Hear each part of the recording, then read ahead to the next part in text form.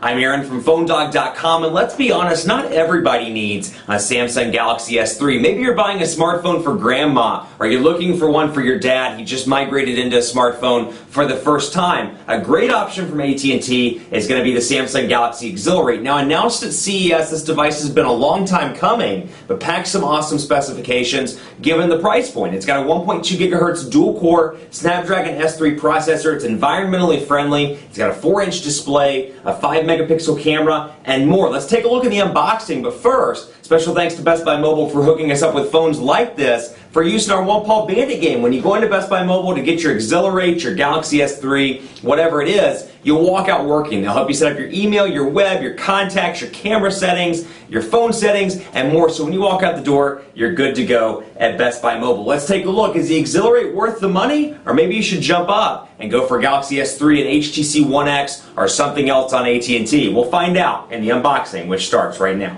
You know what? Not everybody needs the Samsung Galaxy S3, and for those people that don't need it, let's say grandma, let's say your dad, that somebody that's just migrating into a smartphone maybe, or coming from another inexpensive smartphone, the Samsung Galaxy Exhilarate is going to be a decent device for them. Now, this thing is branded as a Galaxy device, which is interesting because historically Samsung has done the Galaxy S, the Galaxy S2, and the Galaxy S3. So you look at this and you're like, well, this has the specs of a Galaxy S2, but really in terms of branding, it's just a Galaxy. So it's kind of an interesting branding decision on Samsung's part. But this thing was announced at CES way back when, and it's eco-friendly, and it's packing some pretty decent specs as well, given what you get for the price. You get a 1.2 gigahertz dual-core Snapdragon S3 processor here. So you get the older processor, the same one that kind of comes on or same chipset, I should say, the generation that comes on the Samsung Galaxy Note. Then you get a 4-inch Super AMOLED display with 480 by 800 pixels, a 5-megapixel camera on the back. You get 4G LTE connectivity, a 1,750 milliamp hour battery, and then you get Android 4.0 with TouchWiz version 4. So obviously 4-inch display, much more pocketable, much easier to hold in the hand and get that thumb all the way across. And again, a cheap device for those people that don't want to spend $200 or $250 on a Galaxy S3, or maybe you just don't want the size of the Galaxy S3. Maybe it's too big and has too many features for your particular use patterns. Like I said, 4G LTE, Android-powered social networking, web browsing. Thank you for purchasing. I love it. AT&T is so polite. Thank you for purchasing a Samsung Galaxy Exhilarate. You're welcome. I didn't buy it, but you know what? You are welcome. Special thanks to AT&T for hooking us up with a review unit. And as you can see out of the box, you get the typical AC adapter module and a micro USB cable / charging cord. And then you get health, safety, and warranty guide, Samsung Galaxy Exhilarate, manual de información de salud y seguridad de la garantía, Samsung Galaxy Exhilarate. That's the best I got. Sorry, guys. And then I have Quick Start Samsung Galaxy Exhilarate, which comes on the top of the device. You're like, forget what comes in the box, Aaron. Just go ahead and do this thing. So you see the box here, typical look and feel, which is interesting. Again, Samsung Galaxy S3 devices have their own kind of box style. This one goes along with AT&T's traditional box style, but otherwise pretty similar here in terms of look and feel to what you've seen on previous Galaxy S2, Galaxy S3 devices, with the volume rocker over on the left side, your power button on the right side. This is a little bit different. Micro SD card slot over here on the right side, just below the power button. Your 5-megapixel camera on the back. Galaxy written on the back. So no Galaxy S, no Galaxy S2, just Galaxy is all it says. And then of course you have your 1,750 milliamp hour battery. Let's power this on and take a look. 4-inch display, a little bit smaller than some of the other high-end devices on the market, but goes in line nicely with the Samsung Galaxy S Blaze 4G. And this is where I'm like, maybe the naming scheme's a little bit inconsistent, because you look at the Blaze and you're like, it's the Galaxy S Blaze 4G.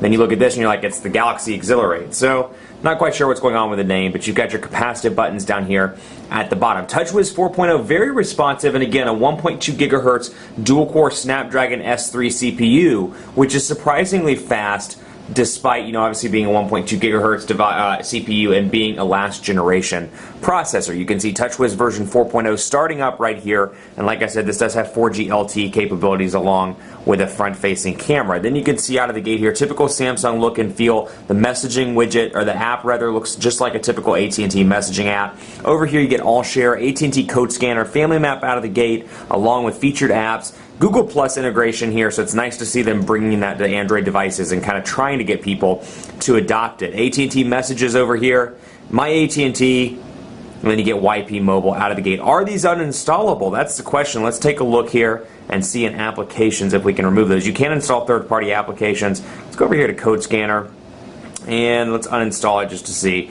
Fortunately, it looks like you can uninstall that because AT&T's been kind of back and forth lately with it. If you look at the Galaxy S3, none of the AT&T applications are able to be uninstalled on the Galaxy S3, according to my review last night. So it's interesting to see them kind of go from, hey, you can uninstall this, to, oh, wait, no, you can't on the high-end devices, to, oh, wait, yes, you can on the low-end devices. So it's a little bit of a transition. Again, I'm all about consistency, and I think that kind of paints an inconsistent message. But hopefully with future software updates, we can change that and get them to allow that. So you can see out of the gate here, Android keyboard, and keep in mind this is running Android 2.3, so it's the older gingerbread keyboard along with the Samsung keypad and swipe. You know what I really like about these? You know, it's funny because historically you look back a year ago and you're like, Android a year ago, the mid-range devices honestly were crap. And you look at the mid-range devices in comparison to the high-end devices and you're like, nobody should waste their money and spend 50 bucks on this piece of garbage phone when you can get a $200 device that's much better. Now I'm really liking it because by the competition of Windows Phone, by the competition of low-cost iPhones,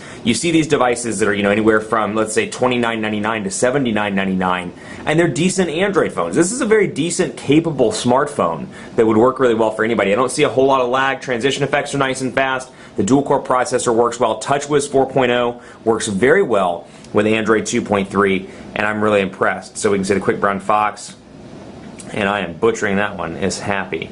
Quick Brown Fox is happy. Portrait to landscape, nice and fast, and you get a nice landscape keyboard, although 4 inches is smaller. If you're coming from something like 4.3, 4.5, 4.7, let's say, you will notice a size difference, but transition effects are nice and fast. You have the Samsung keypad along with swipe if your preference is one of those two keyboards, and of course you can install third-party applications from the Android market. Web is here. For whatever reason, it's sticking on Edge right now, so bear with me. We'll load up something basic like AT&T's mobile page just so you can see what it looks like. Typical TouchWiz look and feel here with the windows. And click on that, it brings out Yahoo. This is a really nice smartphone in terms of portability and in terms of usability. It's going to fit really well in the hand. If you're carrying it in a purse on a regular basis, maybe a small bag, it's going to be a good device for you to fit in the pocket. It's got a decent sized battery that should power a display at 4 inches through most of the day with moderate to heavy use. We'll put it to some more battery testing in the full review. I'm going to send this over to Sydney so she can do a full review on this device. So you can see here, again, capacitive buttons